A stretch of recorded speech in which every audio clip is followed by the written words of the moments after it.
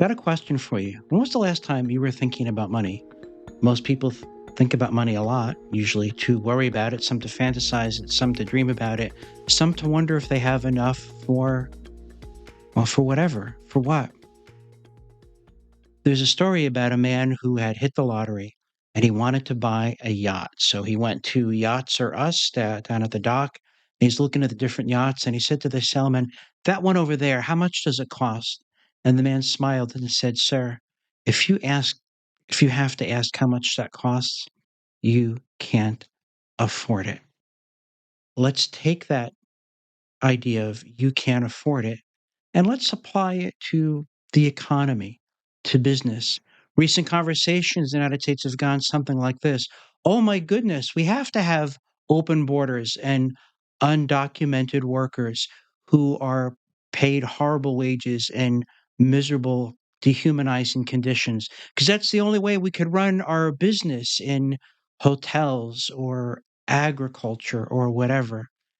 And there's some smart, honest, good people said, "Look, if the only way that you can run your business is to have a permanent dependent underclass whom you can exploit, then you really need to rethink your business model."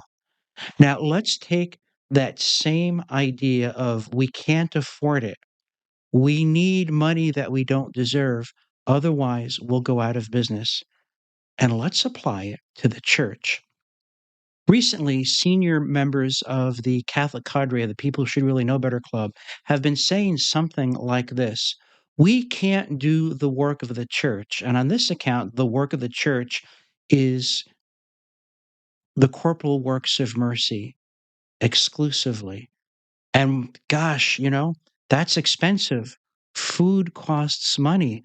Medicine costs money. Administrators cost money. Bureaucracy costs money. And we just can't stay in business as the church unless Caesar, in this case, in the person of Uncle Sam, pays us out. Otherwise, the church cannot do the work of the church. I want to make a suggestion to you. If the church really can't be the church, unless tax money collected at gunpoint is distributed to the ministers of Christ, then we've got some hard thinking to do, some soul searching to do, and just maybe some repenting to do as well. Stay with me. I've got a story to tell. Hi, I'm Jesuit Father Robert McTeigue, your host every day, the Catholic Current via the Station of the Cross Catholic Media Network. Let's take a closer look. Glad you're here. A lot of controversies taking place these days. A lot of people are amazed, wondering, how did we get here? I can't believe it's like this. All this controversy, all this disunity, all this crisis, not enough money. But some people are not surprised. Let me give you an example. Before he was Pope Benedict XVI, Father Joseph Ratzinger in 1969 kind of read the writing on the wall. And he said this about the church. He said, "The church will no longer be able to inhabit many of the edifices she built in prosperity. As the number of her adherents diminishes, she will lose many of her social privileges. As a small society, the church will make much bigger demands on the initiative of her individual members. It will be hard going for the church, for the process of crystallization and clarification will cost her much valuable energy. But when the trial of the sifting is past, a great power will flow from a more spiritualized and simplified church. Men in a totally planned world will find themselves unspeakably lonely. If they have completely lost sight of God, they will feel the whole horror of their poverty. Then they will discover the little flock of believers as something wholly new. They will discover it as a hope that is meant for them, an answer for which they have always been searching in secret."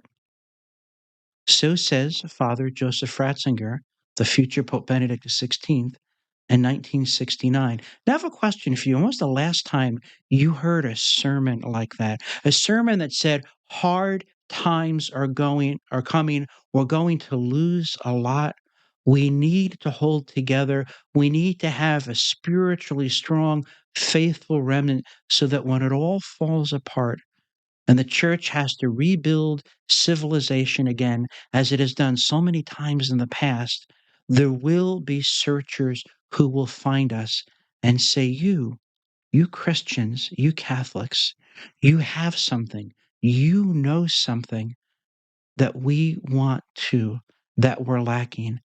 Teach us. What do you know? Who do you know?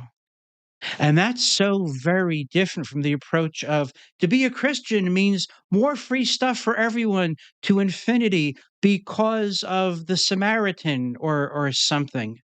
So let's have slogans and unleash the gospel and make all things new. And revival is in the air, and synodality and listening sessions and missionary hubs and talk and talk and talk and bureaucracy and bureaucracy and bureaucracy.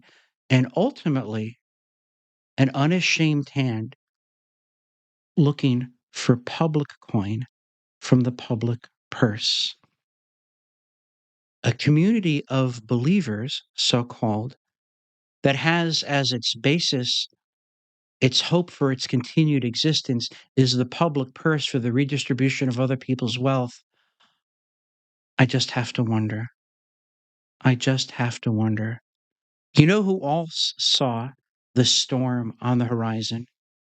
It's a Polish cardinal named Karol Wojtyła visiting the United States in 1976 before he became Pope John Paul II. And he said this. He said, we are now standing in the face of the greatest historical confrontation humanity has ever experienced.